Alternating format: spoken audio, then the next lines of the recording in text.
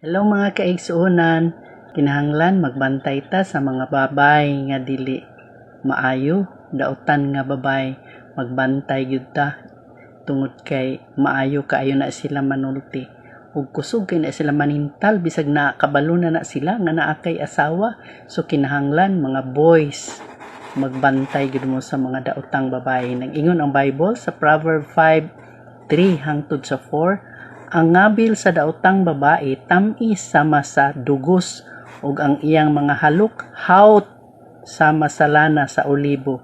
Apan inig kahuman sa tanan, ang ibilin lamang niya mao ang kapait sama sa panyawan ug ang kasakit sama sa samad sa espada. Hutan-awara mao na ang daotang babae maghatag og kapait sa imong kaugalingon busa. Mga boys, magbantay jud mo sa daotang mga babae. So maoro to, salamat sa pagpaminaw. God bless.